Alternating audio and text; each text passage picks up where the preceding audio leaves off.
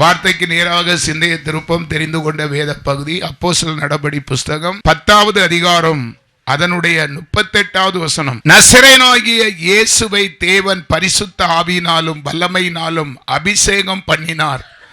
தேவன் அவரோடு கூட இருந்தபடியினாலே அவர் நன்மை செய்கிறவராயும் பிசாசின் வல்லமையில் அகப்பட்ட யாவரையும் குணமாக்குறவராயும் சுற்றித் திரிந்தார். பிரியமானவர்களே, ஆண்டவராகிய இயேசு கிறிஸ்துவை பிதாவாகிய தேவன் பரிசுத்த ஆவியினாலும் அபிஷேகம் பண்ணினார். இந்த அபிஷேகம் என்கிற தலைப்பிலே கர்த்தருடைய வார்த்தையை நான் உங்கள் மத்தியிலே பகிர்ந்து கொள்ள ஆசைப்படுகிறேன். சில ஒரு வார காலமாக ஆண்டவரிடத்தில் நான் எப்போதும் கேட்கறது உண்டு. நீங்கள் எப்படி நம்பினாலும் சரி, ஏன்னா அந்த சபையில் ஒருவேளை இதில் ஒரு சின்ன உங்களுக்காக வேண்டிய தேவனுக்காக என்னை சேர்த்தான் சொல்கிறேன். யாராவது இங்கே வரக்கூடியவங்களுக்கு ஒரு குறைவுபட்டால் கர்த்தர் நாம தூசிக்கப்படுவதற்கு நிறைய வாய்ப்பு இருக்குது. அதிலும் என் மனைவிக்கு சற்று பலகீனம் வந்தது, டோட்டலான அப்செட். அப்போ இப்படி தானே எல்லாத்துக்கும் இருக்கும். இப்போ நமக்கு நீ இதுவரைக்கும் இப்படி ஒரு பெரிய சம்பவம் நடக்கலை, இப்போ இப்படி நடந்துட்ட இப்படி தானே இருக்கும். எனக்கு பயங்கர ஆதங்கம். எல்லாருக்கும் நீங்கள் ஆளுகை செய்யணும் ஆண்டவரே, எங்கள் எல்லாரையும் நீங்கள் சேட்டையில் மறைக்கணும். ஒரு துரும்பு கஷ்டம் கூட நாங்கள் படக்கூடாது. நீங்கள் எப்படி நினச்சாலும் சரி, நான் அப்படி தான் ஜெபம் பண்ணுவேன். அப்புறம் இங்கே வந்து ஆராதனை பண்ணி என்ன பிரயோஜனம்?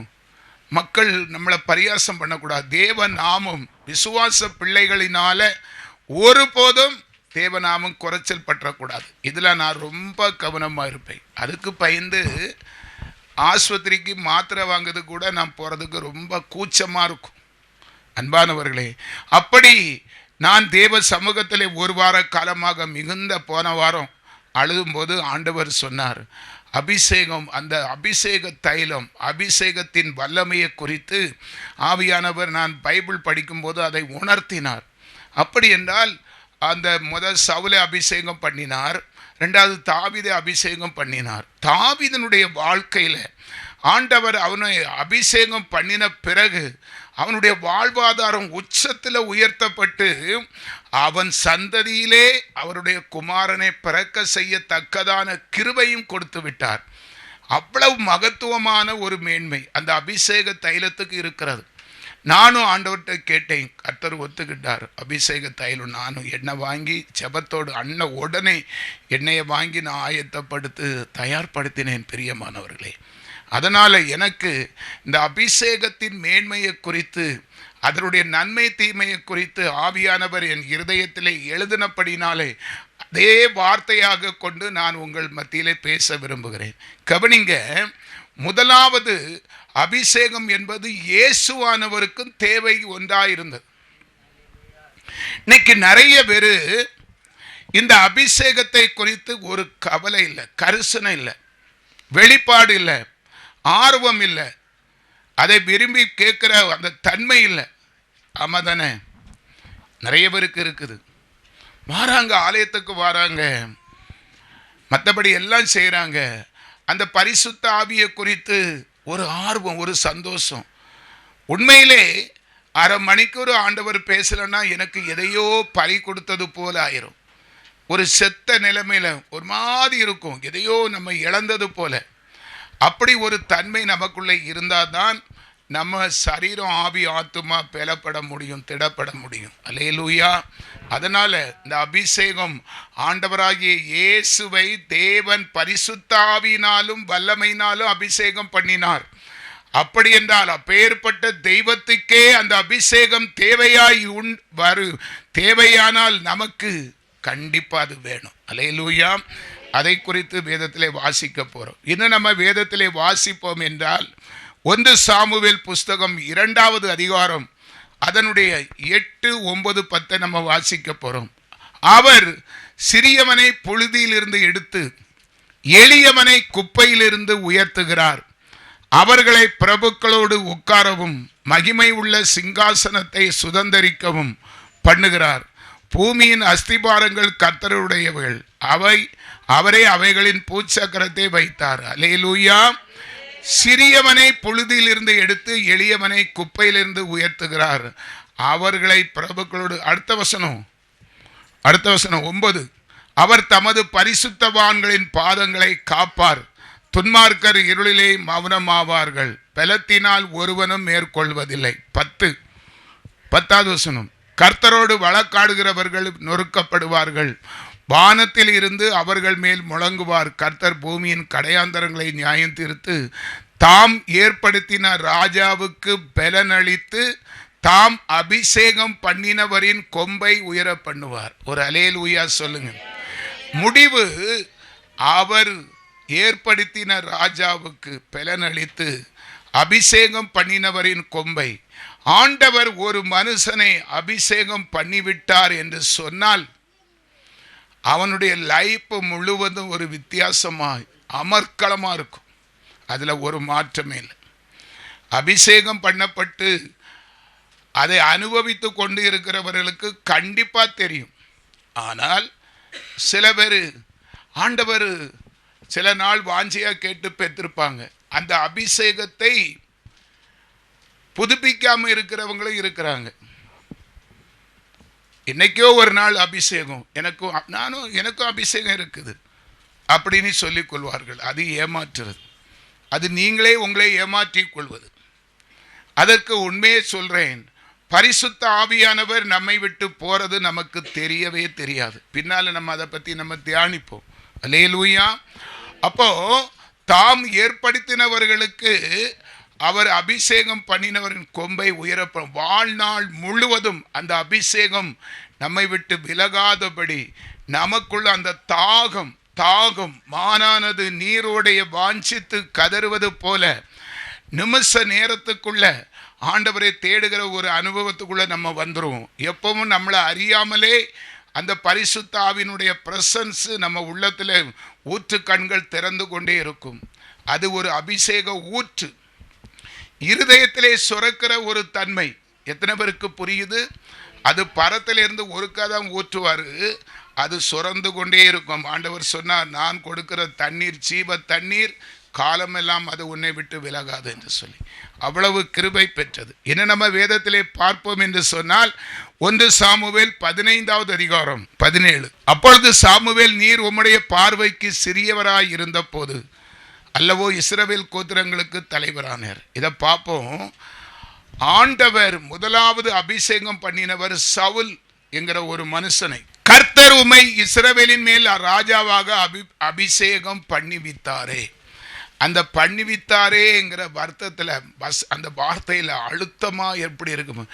உன்னை அபிஷேகம் பண்ணிவிட்டாரே, உன் வாழ்நாள் முழுவதும் அது உனக்கு பிரயோஜனமாய் இருந்ததே என்பதனுடைய அர்த்தம்.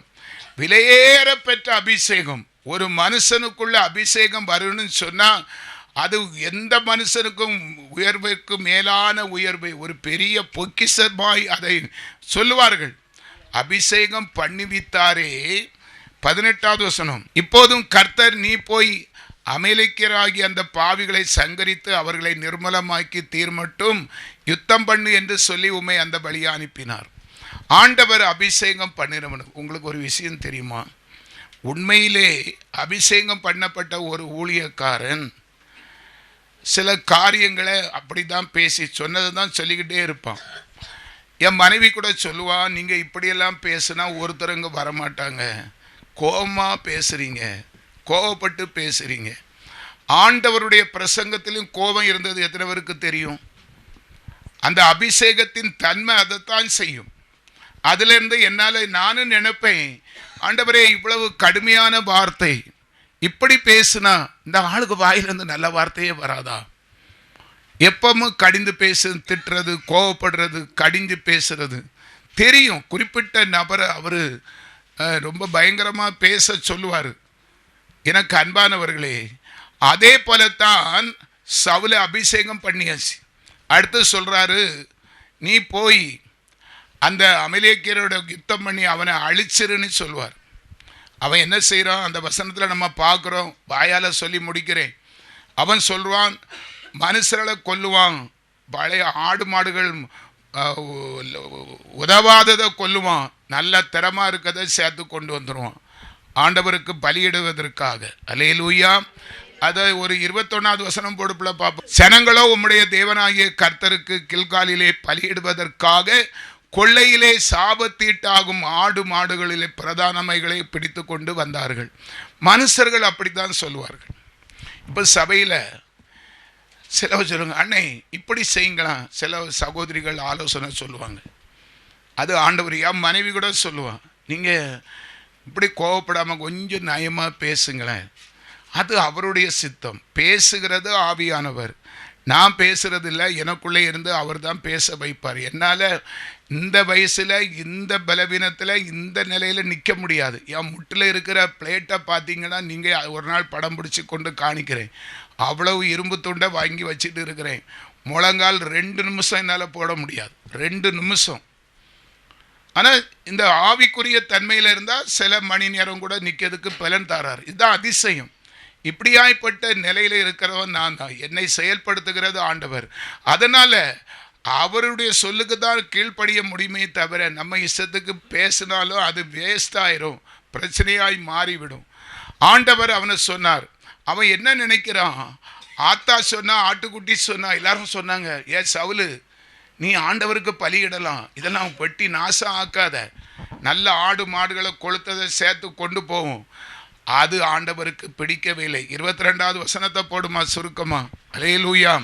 அதற்கு சாமுவேல், கர்த்தருடைய சத்தத்திற்கு கீழ்ப்படுகிறதை பார்க்கிலும் சர்வாங்க தகனங்களும் பலிகளும் கர்த்தருக்கு பிரியமாய் இருக்குமோ? பலியை பார்க்கிலும் கீழ்ப்படிதலும் ஆட்டுக்கடாக்களின் நினைத்தை பார்க்கிலும் செவி கொடுத்துதல் உத்தமம். ஆண்டவர் உன்னிடத்தில் எதை எதிர்பார்க்கிறாரோ அதை நீ கண்டிப்பா செலுத்திதான் ஆகணும். விடமாட்டார் ஆண்டவர். அதை மீறி நீ 500 ரூபாயில நிக்கிறதுக்கு 5000 50,000 செலவு பண்ணாலும் அது அவருக்கு திருப்திப்படாது. நமக்கு நீ ஒரு யோசனை வச்சு, அந்த சவுல் செய்தது ஒரு பக்கம் நல்லது, ஆண்டவருக்காகத்தானே, ஆண்டவருக்கு பலி செலுத்துவது. அவர் சொன்னது என்ன, நீ செய்கிறது என்ன, இதுதான் அங்கே நிற்கும். அதனால பிரியமானவர்களே, மனிதனை போல அவர் சிந்திப்பது கிடையாது. அல்லேலூயா. அதனால எல்லா விதத்திலும் நம்ம கவனமாய் இருந்து அவருக்கு கீழ்ப்படியணும். அந்த கீழ்ப்படியாதல் நன்மைதான் செய்தான், உலகத்துக்கு பார்த்தா நன்மை. ஆனாலும் ஆண்டவர் அதை பிடிக்காம அவனை அந்த ராஜ்ய பாரத்தில் தள்ளி விட்டார். இது ஆண்டவரை குற்றப்படுத்த முடியுமா? சில தீவிரவாதிகள், சில ஞானம் படைத்தவர்கள் குற்றம் படுத்துவார்கள். ஆண்டவர் அப்படி செய்துட்டா என்ன, எங்களுக்கு அப்படி செய்துட்டா என்ன, அப்படிலாம் சொல்லுவார்கள். அப்படி சொல்ல முடியாது. அது ஆண்டவருடைய காரியம். தயவு செய்து அப்படி சொன்னால் நமக்கு ஒரு பிரச்சனை. அவன் சவுல் எத்தனை நாள் புலம்பியிருப்பான், நான் என்ன தப்பு செய்தேன்? அவருக்காகத்தானே அந்த ஆடு மாடுகளை பரிசத்து கொண்டு வந்தேன், உயிரோடு கொண்டு வந்தேன், அதுக்காக என்னை பழி வாங்கிட்டாரேன்னு சொன்னாலும் சொல்லாட்டாலும் கர்த்தருடைய திட்டம்தான் உலகத்திலே நடக்கும் என்பதை இந்த வேதம் நமக்கு உறுதிப்படுத்துகிறது. இனி 1 சாமுவேல் 16வது அதிகாரம் 3வது வசனம். ஈசாய் பலிவிருந்துக்கு அழைப்பாயாக, அப்பொழுது நீ செய்ய வேண்டியதை நான் உனக்கு அறிவிப்பேன், நான் உனக்கு சொல்லுகிறவனை எனக்காக அபிஷேகம் பண்ணுவாயாக. உடனே ஆண்டவர் ரூட்டு மாறிட்டார், சவுலை தள்ளிவிட்டார். நான் மறுபடியும் சொல்லுகிறேன், நான் ஒரு சின்ன பாவம் செய்ததுக்கு ஒரு பெரிய கிருபை இழந்திருக்கிறேன். அது தருவேன்னு சொல்லுகார், கேட்டுட்டு தான் இருக்கு. நான் விட மாட்டேன், கேட்குறேன். தாமதம் ஆகும். எத்தனை வருஷம் ஒரு பெண் வீட்டுக்கு நீ போகாதன்னு சொல்லி நான் போனதுனால கிருபை இழந்திருக்கிறேன். அது எனக்கு ஒரு பெரிய பாடம். அதனால பிரியமானவர்களே, இது யோசனையை தான் செய்யணும்னு நினைச்சிருக்கிறேன். கர்த்தருக்கு கீழ்ப்படிதவனை தான் நினைப்பார். ராஜாக்களை தள்ளி ராஜாக்களை உருவாக்க அவர் தயங்கவே மாட்டார். சவுலை உடனே கை கழுவி விட்டார். அவர் சொன்னார், அடுத்தது நான் நினைச்சிருக்கிற தாவீதுக்கு நீ அபிஷேகம் பண்ண ஈசாய் வீட்டுக்கு புறப்பட்டு போ என்று சொல்லிவிட்டார். 6வது வசனம். அவர்கள் வந்தபோது அவன் எலியாபை பார்த்தவுடனே, கர்த்தரால் அபிஷேகம் பண்ணப்பட்டவன் படுபவன் இவன் தானோ. இப்போ ஈசாய் வீட்டுக்கு போயாச்சு. ஈசாய்க்கு பல பிள்ளைகள். முதலாவது மனுஷன் எலியாபை பார்த்து நல்ல திடகாத்திரமா இராணுவ வீரனாய், நல்ல ஹைட்டும் வண்ணமா இருந்து அவனை அபிஷேகம் பண்ண போறான். ஆண்டவர் சொன்னார், அவன் இல்லை. 7வது வசனம் அதில் சொல்லப்பட்டு இருக்கிறது, கர்த்தர் சாமுவேலை நோக்கி, நீ இவனுடைய முகத்தையும் இவனுடைய சரீர வளர்ச்சியையும் பார்க்க வேண்டாம், நான் இவனை புறக்கணித்தேன். மனுஷன் பார்க்கிறபடி நான் பாரேன். மனுஷன் முகத்தை பார்ப்பான், கர்த்தரோ இருதயத்தை பார்க்கிறார் என்றார். ஒரு அல்லேலூயா சொல்லுங்க. ஆனால் தேடி போன இடத்துல யாரு இல்லை? தாவீது இல்லை. தாவீதை தேடி காத்திருந்தாங்க. ஆண்டவருக்கு அதில் உள்ள அவருடைய ஸ்பெஷல் மனசு என்ன தெரியுமா? உன்னைய நினைச்சிட்டார்னா உனக்காக காத்திருப்பார். அதுக்கெல்லாம் ஆண்டவர் தயங்கவே மாட்டார். உன் மேல அவருக்கு ஒரு பிரியம் வரணும். உன்னுடைய கிரியையை பார்த்து அவர் பிரியப்படணும். கண்டிப்பா உன்னை மறக்கவே மாட்டார். உன் கிரியை மோசத்துக்கு மேல மோசம், கஷ்டம், அவரை அசட்டை பண்ணி கொண்டே இருந்தா திரும்பி கூட பார்க்க மாட்டார். நான் படிச்சதை அப்படி சொல்றேன். சவுலை அப்படி ஒரே ஒரு காரியத்தில் புறக்கணிச்சிட்டார். அப்புறம் கடைசி வரை சவுலை ஆண்டவர் சந்திக்கவே இல்லை என்று வேதம் சொல்லுகிறது. இப்போ தொடர்ந்து பார்ப்போம். 12வது வசனம், ஆள் அனுப்பி அவனை அழைப்பித்தான். பார்த்தீங்களா? அவன் அங்க இவனுக்கு அவன் ஏதோ யதார்த்தமா இருக்கிறான். ஆண்டவரே ஆள் சொல்லிவிட்டு சாமுவேல் தீர்க்கதரிசி அவன் வந்து வரத்தட்டும் காத்திருந்து அவனை அபிஷேகம் பண்ணினார். அவன் சிவந்த மேனியும் அழகிய கண்களும் நல்ல ரூபம் உள்ளவனாய் இருந்தான். அப்பொழுது கர்த்தர், இவன் தான், நீ எழுந்து இவனை அபிஷேகம் பண்ணு என்றார். அல்லேலூயா. சரி, இந்த அபிஷேகம், அந்த தன்மை அவனுக்கு எதனால் வந்தது? கிரிகைகளினால வந்தது. தாவீதுனுடைய அழகை பார்த்து செய்யல, அவனுடைய கிரிகைகள். அந்த 8 பேர்ல ஈசாய் மகனுடைய குமாரரில் 8 பேர்ல தாழ்த்தப்பட்டவன். ஒருவேளை அரசாங்க அலுவலகத்தில் பணி செய்வதற்கு தகுதி இல்லாமல் இருந்தான். படிச்சிருக்க மாட்டானா இருக்கும், அறிவில் குறை உள்ளவனா, ஏதோ ஒரு குறைப்பட்டதுனால தானே. உலக பிரகாரமான காரியத்தில் அவன் ஃபெயிலியர். ஆனால் ஆண்டவருடைய பார்வைக்கு அவன் ஃபர்ஸ்ட். ஆடு மேய்க்கிறவங்க கர்த்தரை எவ்வளவு மனசுல அவன் சுமந்து தெரிஞ்சதுனால ஆண்டவர் எல்லாத்தையும் உதறி தள்ளிவிட்டு அவனோட அழகும் அந்தஸ்தும் பலமும் சாமர்த்தியம் படிப்பு இருக்கிறவனை உதறி தள்ளிவிட்டு இவன் இல்லைன்னு சொல்லி அவனை தேடி அப்படி வரணும். இருக்கிறதா அந்த எண்ணம் உனக்குள்ளே இருக்கிறதா? நீ எந்த நிலையில இருக்கிற? உன்னுடைய சிந்தை உலகம், மனுஷர்கள், கௌரவம், நான், எனது, சுயம், மாமிசம் இப்படியே இருந்தால் நிச்சயமா ஆண்டவர் நம்மளை அப்செட் பண்ணுவார். அல்லேலூயா. இனி பாருங்க, 1 சாமுவேல் 26வது அதிகாரம் 7வது வசனம், 26:7. அப்படியே தாவீதும் அபிசாயும் ராத்திரியிலே அந்த ஜனங்களுக்குள்ளே வந்தார்கள். இதோ சவுல் ரதங்கள் இருக்கிற இடத்திலே படுத்து நித்திரை பண்ணினான். அவன் தலைமாட்டில் அவனுடைய ஈட்டி நிலத்தில் குத்தியிருந்தது. அவனை சுற்றிலும் அப்பனேரும் ஜனங்களும் படுத்து கொண்டிருந்தார்கள். இப்போ சவுலை தாவீது கொல்வதற்கு ஒரு வாய்ப்பு இருக்கிறது. எதிராளிக்கு எதிராளி. சவுல் எப்படியும் ராஜாவா இருக்கிறான், தாவீதை கொன்னே ஆயிரும். அவன் படைப்பலத்தோடு வந்து கொண்டிருக்கிறான். அல்லேலூயா. இப்போ அந்த சவுல் தூங்குறான். தாவீது அவனை கொல்வதற்கு வசதியாக வாய்ப்புகள் உருவாகி வருகிறது. அந்த 8வது வசனம், அப்பொழுது அபிசாய் தாவீதை பார்த்து, இன்று தேவன் உம்முடைய சத்துருவை உம்முடைய கையில் ஒப்பு கொடுத்தார். இப்போதும் நான் அவனை ஈட்டினால் 2 குத்தாக குத்தாமல் ஒரே குத்தாக நிலத்தில் உருவ குத்தட்டுமா? தாவீதனுடைய தளபதி வேலைக்காரன் கேட்கிறான். வசமா சவுல் படுத்திருக்கான். உறக்கத்திலே அவனை ஒரே குத்தா குத்தி கொல்லட்டுமான்னு கேட்கிறான். நாமனா என்ன செய்வோம்? கொன்று பீடா அதோட ஒளியிட்டு, நமக்கு சத்ருவா இருக்கிறான், நம்மளை கொலை செய்ய தேடுகிறான், நம்ம இத்தனை நாள் ஒழிக்கிறது, ஒரே போடா போட்டுருன்னு தான் சொல்லுவோம். தாவீது என்ன சொன்னான் தெரியுமா? 9வது வசனம், தாவீது அபிசாயை பார்த்து, அவரை கொல்லாதே, கர்த்தர் அபிஷேகம் பண்ணிவித்தவர் மேல் தன் கையை போட்டு குற்றம் இல்லாமல் போகிறவன் யார்? எவ்வளவு ஞானம் தாவீதுக்கு! அவன் வாழ்க்கையிலே எதிராளியாய் இருக்கிற ஒரே நபர் சவுல் தான்.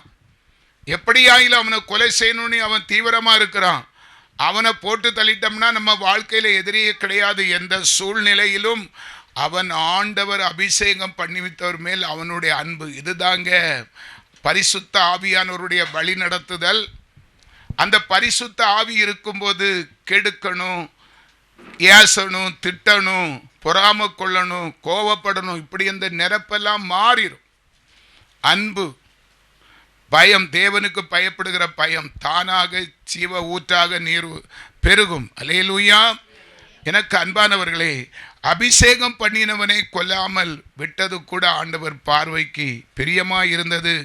அந்த 11வது வசனம், நான் என் கையை கர்த்தர் அபிஷேகம் பண்ணி வைத்தவர் மேல் போடாதபடிக்கு கர்த்தர் என்னை காக்க கடவர். அவன் செபம் பண்றான், ஆண்டவரே எந்த சூழ்நிலையிலும் அவன் சவுல் உயிரோடு இருக்கிற வரைக்கும் எனக்கு நிம்மதி கிடையாது. அது ஒரு பக்கம் இருக்கட்டும். என்னுடைய சுய லாபத்துக்காக நான் அரியணை ஏறுவதற்கு தடையாய் இருக்கிற சவுலை கொல்வதற்கு நான் ஒரு பொருட்டாக இருக்கக்கூடாது. நீ ஆண்டவரிடத்துல பொருத்தனை பண்றான் பாருங்க. ஏன் எதிராளி சாகக்கூடாது என்னால? எத்தனை பேருக்கு அந்த அபிஷேகத்தின் வல்லமை? ஆண்டவர் சாமுவேல் அவனை அபிஷேகம் பண்ணினதுனால, கர்த்தருடைய அபிஷேகம் அவனுக்குள்ளே இருந்ததுனால தான் அவனுக்கு இந்த நினைப்பு, நான் என் கையை கர்த்தர் அபிஷேகம் பண்ணி வைத்தவர் மேல் போடாதபடிக்கு கர்த்தர் என்னை காக்க வேண்டும். என்னால எதிராளி கூட ஒரு கஷ்டம் வரக்கூடாது. ஏன்னா நீங்க அவனை அபிஷேகம் பண்ணிருக்கீங்க. எவ்வளவு தாழ்மை இன்னைக்கு நமக்கு அப்படி இருக்கிறதா? ஒரு சைடே நம்ம பார்க்கிறோம், நமக்கு எதிராக இருக்கிறவனை கொன்றணும், அவன் இருக்கவே கூடாது அப்படிங்கிற வைராக்கியம் தான் மனுஷனாய் இருந்தா வரும். இனி முக்கியமான ஒரு சப்ஜெக்ட், ஒரு மனுஷன் அபிஷேகம் பெற்று எப்படி கெட்டு போனான் என்பதை குறித்து வேதத்தின் அடிப்படையில் அதை மாத்திரம், அது கொஞ்ச நேரம் ஆகும் சொல்லி முடிச்சு நான் உங்களுக்காக செபிக்க ஆசைப்படுகிறேன். நியாயாதிபதி சிம்சோனை குறித்து தான், வேற யாரும் இல்லை, சிம்சோனை குறித்து. சிம்சோனுடைய வாழ்க்கை சரித்திரத்தை சற்று பார்ப்போம். நியாயாதிபதி புஸ்தகம் 13வது அதிகாரம் 2வது வசனம். நியாயாதிபதி 13:2. அப்பொழுது தான் வம்சத்தாராகிய சோரா ஊரானான ஒரு மனுஷன் இருந்தான். அவன் பேர் மனோவா. அவன் மனைவி பிள்ளை பெறாத மலடியாய் இருந்தாள். ஒரு ஊரில் ஒரு சின்ன கதையாட்டு நான் சொல்றேன்.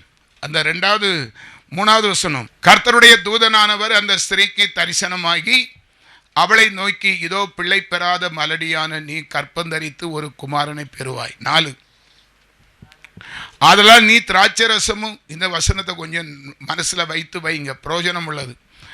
ஆதலால் நீ திராட்சரசமும் மதுபானமும் குடியாதபடிக்கும் தீட்டானது ஒன்றும் புசியாதபடிக்கு எச்சரிக்கையார். அன்பானவர்களே, ஒரு தாய் மலடியாய் இருக்கிறாள். அவளுக்கு நிபந்தனையோடு ஒரு இரட்சகரை ஆண்டவர் கொடுக்கிறார். அந்த தாய் தன் செய்கி செய்ய வேண்டிய கடமை அதில் இருக்கிறது. நீ உன் பிள்ளைக்கு ஆண்டி நீ திராட்சரசமே சாப்பிடக்கூடாது, தீட்டானது ஒன்று நீ புசிக்க கூடாது. பிள்ளைகளுக்காக தாய்மார்கள் தகப்பனார் செய்யக்கூடிய தியாகம். உன் பிள்ளை நல்லா இருக்கணும்னா நீ கர்த்தருக்கு எல்லா விதத்திலும் கீழ்ப்படிய வேண்டும். இந்த வசனத்தை ஞாபகம் வச்சுடுங்க, அதை நம்ம விளக்கி சொல்ல போறோம். 5வது வசனம், நீ கற்பந்தரித்து ஒரு குமாரனை பெறுவாய். அவன் தலையின் மேல் சவரக்கன் கத்தி படலாகாது. அந்த பிள்ளை பிறந்தது முதல் தேவனுக்கென்று நசரேயனாயிருப்பான். அவன் இஸ்ரவேலை பெலிஸ்தரின் கைக்கு நீங்களாக்கி ரட்சிக்க தொடங்கும். இதெல்லாம் சிம்சோன் பிறப்பதற்கு முன்பாக அவனுடைய தாயாருக்கு கொடுத்த அறிவுரை. 12வது வசனம், அப்பொழுது மனோவா நீர் சொன்ன காரியம் நிறைவேறும் போது அந்த பிள்ளையை எப்படி வளர்க்க வேண்டும், அதை நடத்த வேண்டும் என்று கேட்டான். 14, திராட்சை செடியிலே உண்டாகிறது ஒன்றும் சாப்பிடாமலும் திராட்சரசமும் மதுபானமும் குடியாமலும் தீட்டானது ஒன்றும் புசியாமலும் நான் அவளுக்கு கட்டளையிட்டதையெல்லாம் கை கொள்ள கடவுள் என்றார். புருஷனுக்கும் அவர் மனோவாவுக்கும் ஆண்டவர் திரும்பியும் சொல்லுகிறார், எக்காரணம் கொண்டு என்ன செய்யக்கூடாது, தீட்டுப்படக்கூடாது. உன் மகன் அவன் தலையில சவரன் கத்தி படக்கூடாது. திராட்சை ரசம் சம்பந்தப்பட்ட திராட்சை செடியில் உண்டாயிருக்கிறது ஒன்றையும் சாப்பிடக்கூடாது. இது நிபந்தனை. நிபந்தனையின் பேரில் சிம்சோனை கொடுக்கிறார். 24வது வசனத்தில் இருக்கிறது, பின்பு அந்த ஸ்திரீ ஒரு குமாரனை பெற்று அவனுக்கு சிம்சோன் என்று பெயரிட்டாள். அந்த பிள்ளை வளர்ந்தது, கர்த்தர் அவனை ஆசீர்வதித்தார். இது சிம்சோனுடைய பிறப்பை குறித்து சொல்லப்பட்டிருக்கிற காரியம். இன்னைக்கு நான் சொல்லுவேன், சிம்சோனை போலத்தான் நாமளும் நம்ம ஒரு நோக்கோடு ஆண்டவருடைய நாமத்தினாலே பிறந்திருக்கிறோம். அழைத்த அழைப்பு எல்லாரும் புரிந்து கொள்ள வேண்டும். சிம்சோனுக்கு ஒரு அழைப்பு, நமக்கு ஒரு அழைப்பு. என் தாயின் கருவிலே என்னை அழைத்தது ஒரு அழைப்பு, உங்களையும் ஒவ்வொரு விசேஷமாக. ஆண்டவர் ஒரு மனுஷனை அவருக்கு பிள்ளையாக எடுக்கிறார் என்றால் அவர்கள் விசேஷித்தவர்கள். இன்னைக்கு சாட்சி பகிர்வதற்கு அநேக பேரை ஆண்டவர் முன்குறித்தார். நிறைய பேர் அபாத்திரமா இருக்கிறோம். அபாத்திரமா அவர் எவ்வளவு ஒரு பெரிய உலக மேன்மையை, உலகத்துக்கு அப்பாற்பட்ட பரலோக மேன்மையை அவர் பிறவி செய்யும் போதே, தாயின் கருவிலே உருவாகும் போதே என்னுடைய நாமம் மகிமைக்கு என்று பிறவி செய்தால், பிறந்த பிறப்பின் அழைப்பை புரிந்து கொள்ள திராணி யாருக்கு இல்லை? அவங்கள பெத்தவங்களுக்கு இல்லை, பிள்ளைக்கு இல்லை. ஆண்டவர் இதை கொஞ்சம் ஆழமாக சிந்திக்கணுங்க. வேதம் மேலோட்டா படிச்சுட்டு போனால் ஒன்றும் புரியாது. மனவா பொண்டாட்டிக்கும் இருக்கணும். சிம்சோன் உனக்கு பிறக்க போறான், சிம்சோனை குறித்து உனக்கு எச்சரிக்கை. உனக்கு ஒரு பிள்ளை பிறக்க போகுது, அது வித்தியாசமா இருக்கும். அது என்னுடைய நாம மகிமைக்கு. தாய்க்கும் தகப்பனுக்கும் அந்த உணர்வு இருக்காது. அதனால்தான் சிம்சோனுடைய வாழ்க்கை தாறுமாறாக. பின்னால தியானிக்க போறோம். ஆண்டவர் பேசுகிறாருங்க. இந்த இடத்துல கூடியிருக்கிற அன்பான சகோதர சகோதரியே, ஒவ்வொரு வாழ்க்கையிலும் ஒவ்வொரு காரியம் ஆண்டவர் வச்சிருக்கிறார். ஆண்டவர் ஞானம் உள்ள தேவன், உலக ஞானி ஆண்டவர் இயேசு. அந்த கர்த்தர் நம்மை பிறவி செய்து அழைத்திருக்கிறார் என்றால் அதை புரிந்து தெரிந்து கொண்டு ஞானமாய் விவேகமாய் வேதத்தின் அடிப்படையிலும் நம்மளையும் ஒப்பிட்டு பார்த்து வாழுகிறது தான் கிறிஸ்தவ வாழ்க்கை. சும்மா குத்து மதிப்பாட்டு கிறிஸ்தவனை என்ன, நமக்கு என்ன தெரியுது? ஆலயத்துக்கு போகணும், காணிக்கை போடணும், பாவரிக்கை செய்யணும், இங்க பாவம் செய்யணும், அப்படி போகணும், இஷ்டத்துக்கு நடக்கணும். இதா புரிந்து நடங்க. சிம்சோனை குறித்து தாயாருக்கு சொன்ன எச்சரிப்பை எவ்வளவு சீக்கிரத்தில் அவள் மறந்தாள் என்பதை நம்ம பார்க்க போறோம். இது 2வது எண்ணாகமம் புஸ்தகம் 6வது அதிகாரத்தில் அந்த அர்த்தத்தை வைத்திருக்கிறார். 3வது வசனம், அப்படிப்பட்டவன் எப்படிப்பட்டவன்? நசரே விரதம், ஒரு இரட்சகன் அந்த தேசத்திலே ஆண்டவராலே முன்குறிக்கப்பட்டு விசேஷித்த அபிஷேகம் பண்ணப்பட்டு பிறவிலே சிம்சோன் அபிஷேகம் பண்ணப்பட்டவன். தாயின் கருவிலே உருவாகி வெளியே வரும்போதே அபிஷேகத்தோடு வந்தவனாக்கும். அப்போ அப்படிப்பட்டவன் திராட்சரசத்தையும் மதுபானத்தையும் விலக்க கடவன். அவன் திராட்சரசத்தின் காடியையும் மற்ற மதுபானத்தின் காடியையும் திராட்சரசத்தினால் செய்த எவ்விதமான பானத்தையும் குடியாமலும் திராட்சை பழங்களையாவது திராட்சை வற்றல்களையாவது புசியாமலும். இவ்வளவு கட்டளை இருக்கிறது.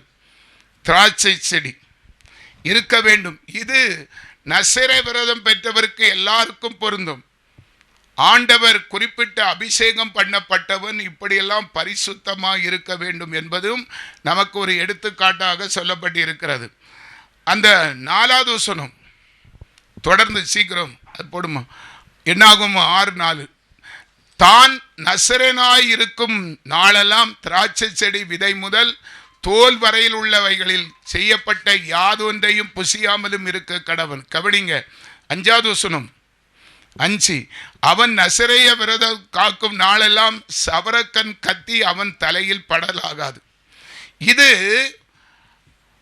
நோவாவு அந்த சிம்சோனுடைய தாயாருக்கு முதலே ஆண்டவர் சொல்லி விளக்கி சொன்னது தரிசனமாகி. ஏன்னா அவனுக்கு ஒரு கஷ்டம் வரப்போகுது. தாயானவள் அவளை கண்டித்து பிள்ளையை கண்டித்து வளர்க்க வேண்டும் என்று சொல்லி. அல்லேலூயா. அதை சொல்லார்கள் 5. அல்லேலூயா. அவன் நசரேய விரதம் காக்கும் நாளெல்லாம் சவரன் கத்தி அவன் தலைமையில் படலாகாது. அவன் கர்த்தருக்கென்று விரதம் காக்கும் காலம் நிறைவேறும் அளவும் பரிசுத்தமாயிருந்து தன் தலைமயிரை வளரவிட கடவன். நிறைய விஷயம் இருக்கு. அல்லேலூயா.